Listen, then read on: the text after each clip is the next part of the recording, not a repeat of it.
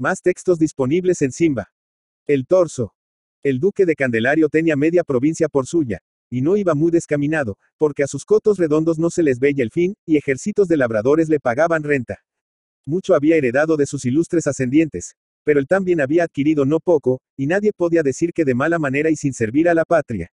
Era en su vejez, que casi se podía llamar florida por lo bien que en cosas que habían de dar fruto la empleaba, y por la lozana alegría de su humor y la constancia de sus fuerzas y alientos. Era, digo, un agricultor de grandes vuelos, inteligente, activo, desinteresado con el pobre, pero atento a la legítima ganancia, y así se enriquecía más y más. Ayudaba a los que le rodeaban a ganar la vida, y a quien le sacaba el jugo era a la tierra. Si de este modo servía ahora a la patria, antes le había dado algo que valía más, su sangre y el continuo peligro de la vida. Había sido bravo militar, llegando a general, y en todos los grados de su carrera había tenido ocasión de probar el valor en verdaderas hazañas. Aún más que por todo esto, le estimaban en su tierra por lo llano, alegre y franco del carácter. No se diga que despreciaba sus pergaminos, pero tenía la democracia del trato, como rasgo capital, en la sangre, y por algo le llamaban el duque de los abrazos. En los membrudos remos, como él decía, que no desdeñaban las armas del trabajo del campo, estrechaba con sincera hermandad a los humildes aldeanos, que adoraban en él y le acompañaban en su vida sana, activa, de cazador y labrador y buen camarada en honestas francachelas.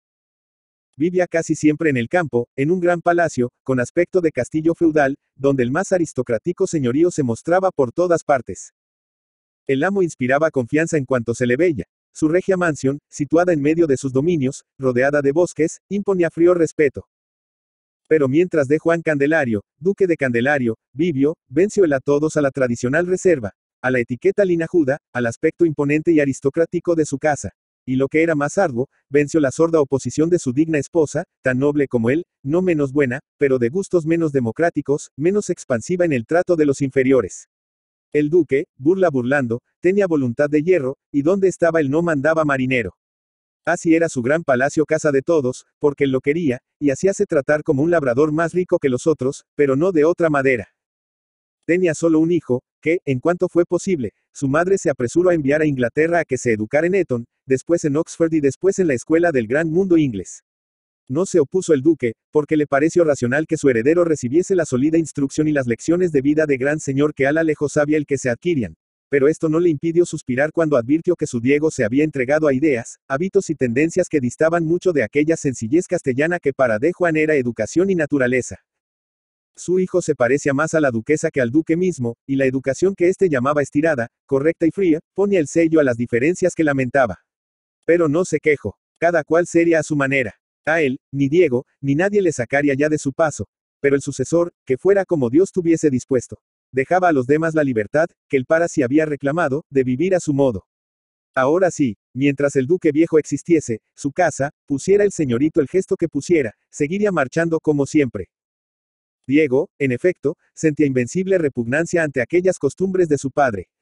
Él, que había tenido criados estudiantes, que desde el colegio había aprendido a medir las distancias que la realidad establece entre las clases diferentes, por necesidad, veía hasta una hipocresía, o por lo menos una ilusión ridícula, de mal gusto, en aquella aparente igualdad del trato, que no pasaba de la superficie, que no podía llegar al fondo.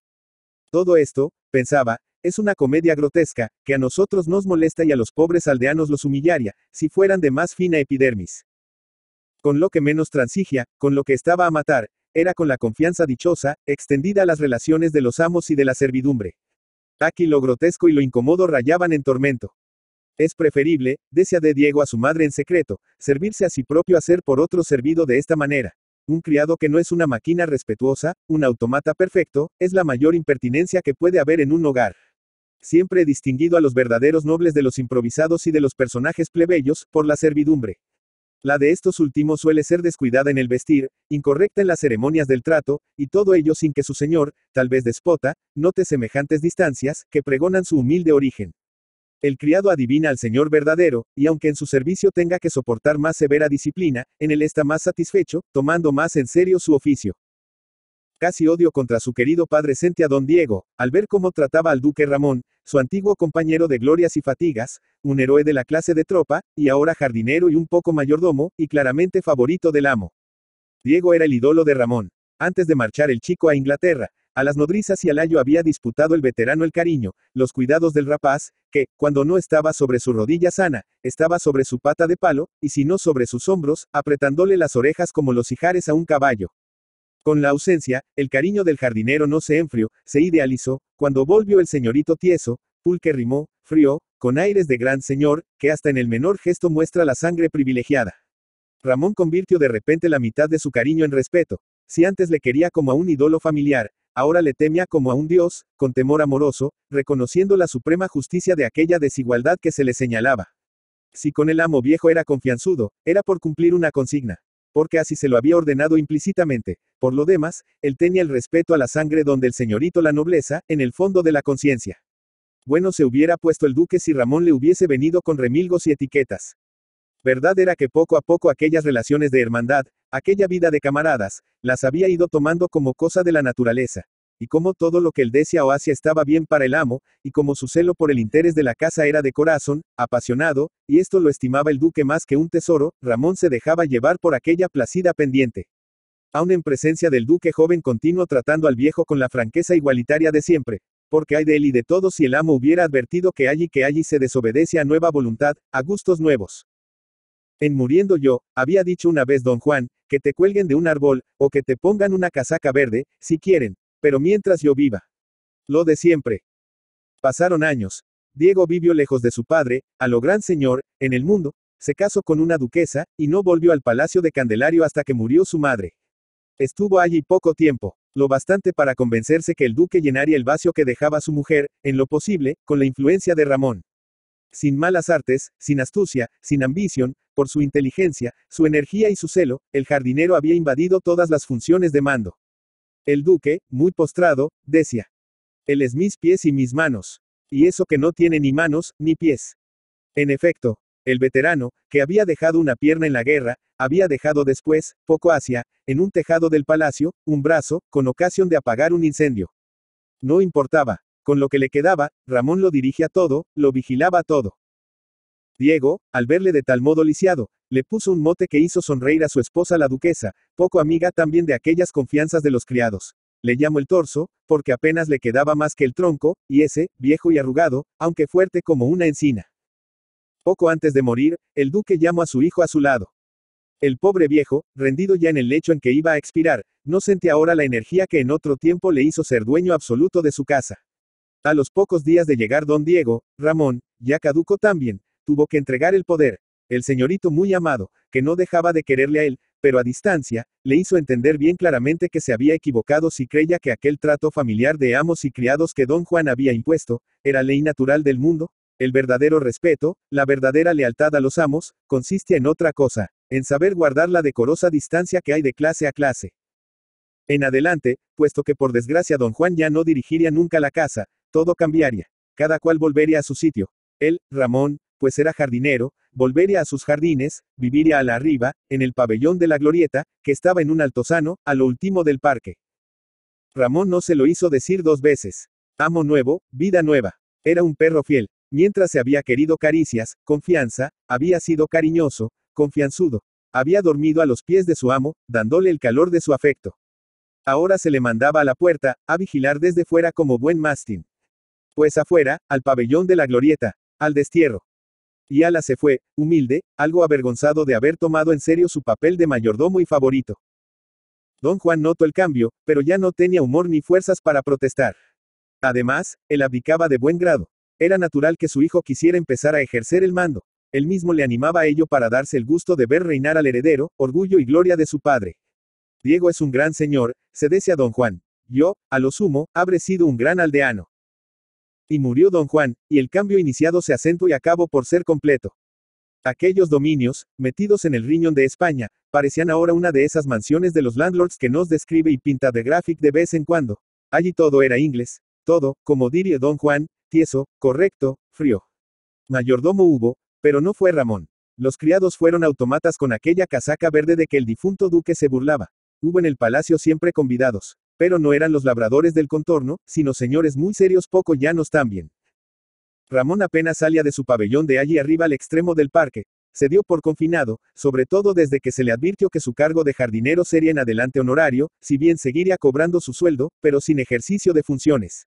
Don Diego atendería a su vejez con todos los cuidados que merecía. No le faltaría más que la confianza de antaño.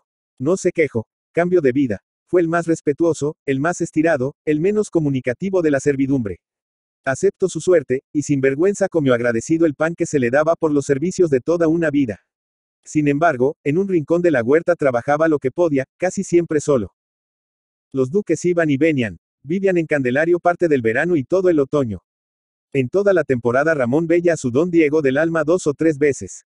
Llegaban a él, como rumores lejanos, ecos de las borrascas domésticas, ecos conducidos por aquellos criados de librea verde, tan tiesos, tan finos, tan respetuosos.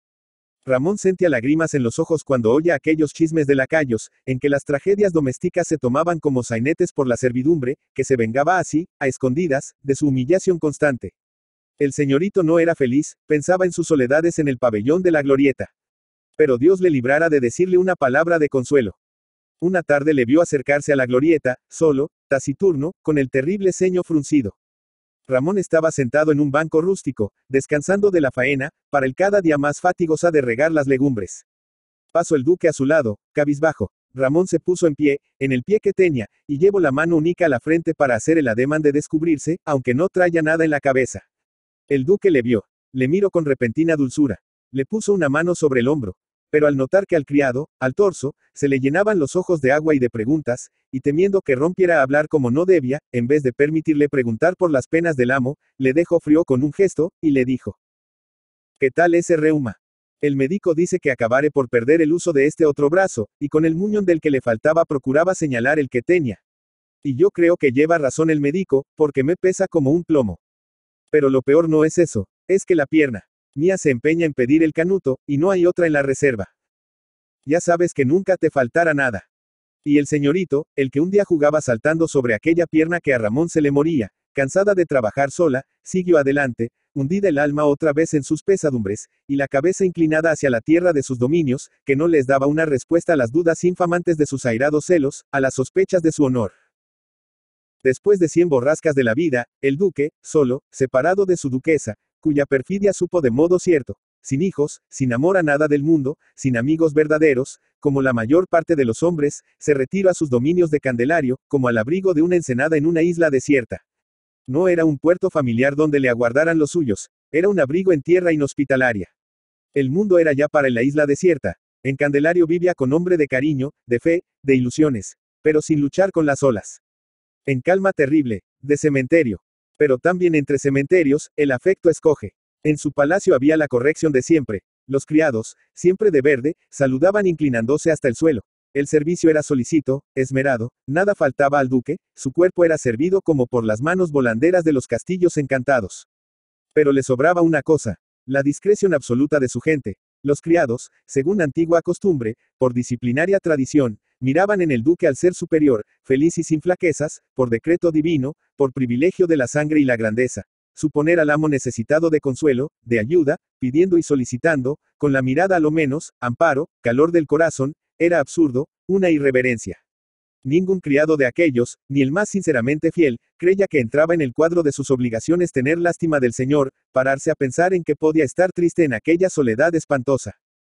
En cuanto a los campesinos dependientes de la casa, ya hacía muchos años que habían olvidado el camino del palacio, a lo menos el de las habitaciones del amo. El duque nuevo era una abstracción para ellos, su señorío un concepto de derecho, no un poder representado en una forma conocida. Don Diego envejecía de dolor, de hastio, de soledad. A solas con su grandeza, se sentía como un rey Midas del linaje y de la etiqueta. Todo lo que tocaba se le convertía en frío respeto. La debilidad de sus achaques, que empezaron pronto, le tenía nervioso. Empezó a aborrecer a sus siervos voluntarios, porque no adivinaban lo que ahora necesitaba, que era afecto, trato humano, pero no de humanidad humillada, servil. Llegó a hacer la corte a sus palaciegos, a procurar, de modo indirecto, adulándolos, como podía, sin abdicar, sonsacarles algo más que el servicio exacto, cumplido con ceremoniosa perfección. Fue en vano, nadie sospechaba lo que quería. Estaba entre muebles y semovientes, no entre hombres. Los árboles del parque, inclinados, a su paso, por la brisa, le saludaban. Lo mismo hacían los criados. Pasaba el amo y se inclinaban como los árboles. Cerca del anochecer, cierto día, el duque llegó hasta el extremo del parque. Alzó la cabeza al verse junto al pabellón solitario de la glorieta. Allí dentro, como enterrado en vida, estaba Ramón, que no acababa de morir, olvidado de todos menos de un mozalbete encargado de su servicio. El veterano había ido perdiendo terreno, pero no quería abandonar la casa de que había sido perro fiel, no quería morir. El señorito no le visitaba nunca. Pasaba el día sentado en un sofá de paja, haciendo solitarios con naipes viejos, sobre una mesa de mármol, con grandes esfuerzos de la mano única que movía apenas, para la cual cada naipe, sobado y lleno de dobleces, pesaba como una losa. La pierna de carne se había hecho de palo también, no se movía. Los ojos eran centellas, pero los oídos tapias. Todo le sonaba a Ramón a ruido del bosque que tenía a la espalda. Como no oía, apenas quería hablar, para no decírselo el todo. Además, casi nunca tenía con quién. Le dominaba una idea, ¿qué haría, como lo pasaría el señorito a la abajo? Don Diego vaciló, pero no pudo contenerse. El alma le hizo dar unos pasos más y penetrar en la triste vivienda del desterrado, del confinado, del enterrado en vida, del tronco arrinconado, como mueble vetusto y noble, del torso de carne y hueso. El torso, al ver al amo frente a sí, quiso incorporarse, pero no pudo. Levanto un poco la mano, que no llego a la cabeza. Saludo con ponerse rojo de respeto y de dicha. ¡Qué santo orgullo el suyo! El señorito venía a verle a su sepulcro. El duque le puso la mano sobre el hombro, se sentó a su lado en el sofá de paja. ¿Qué solitario es ese? Preguntó por señas. El de los reyes. Te lo enseño mi padre. Volvió a decir don Diego también con gestos, señalando con la mano, que sacudió 2 veces, ala hacia las nubes, hacia los cielos. Sí, el señor duque, contestó Ramón, moviendo el muñón del brazo perdido, también hacia arriba. El señor duque, que de Dios goza, repitió el torso, que no pudo contener 2 lágrimas pobres, muy delgadas. Y el amo tampoco pudo, ni tal vez quiso reprimirse, y, dejando caer la cabeza sobre el hombro de Ramón, abrazando al torso, lloró en silencio, en abundancia, como idolatra que se reconcilia con su fetiche, y le cuenta al tronco inerte, Dios de los lares, las penas íntimas que no le importan al mundo. Leopoldo Alas, Clarín. Leopoldo García, Alas y Ureña, Clarín, Zamora, 25 de abril de 1852, Oviedo, 13 de junio de 1901, fue un escritor español. En marzo de 1875, Antonio Sánchez Pérez, no se conoce su biografía, fundó un periódico con el nombre de El Solfeo. El 5 de julio entraron en su redacción unos cuantos jóvenes, entre ellos Leopoldo Alas. El periódico pasó totalmente desapercibido y ni siquiera fue nombrado por los cronistas de la época. Su director quiso que sus colaboradores tomaran como seudónimo el nombre de un instrumento musical y así fue como Leopoldo eligió el Clarín, que a partir de ahí sería el alias con que firmaría todos sus artículos. La columna donde escribía tenía el título de Azotacalles de Madrid, apuntes en la pared. El 2 de octubre de 1875, el escritor firmó por primera vez como Clarín, inaugurando el espacio con el verso que el lector puede ver a continuación. De esta forma Leopoldo Alas entró en la vida literaria de la época y desde su columna empezó a lanzar duras críticas llenas de ironía contra la clase política de la Restauración.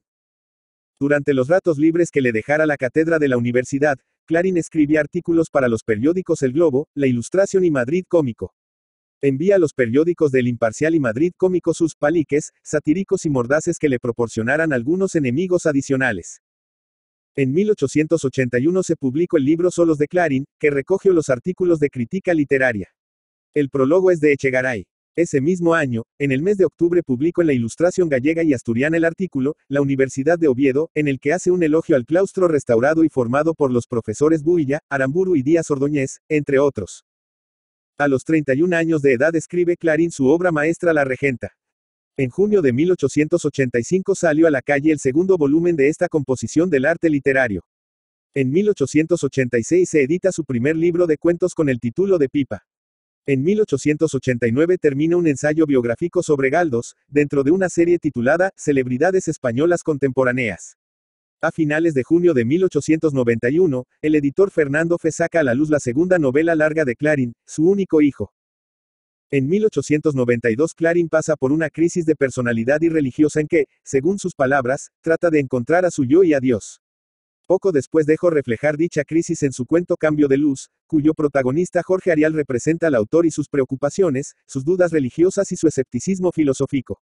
Clarín define a este personaje como místico vergonzante. En esta época también colabora con la revista Los Madriles.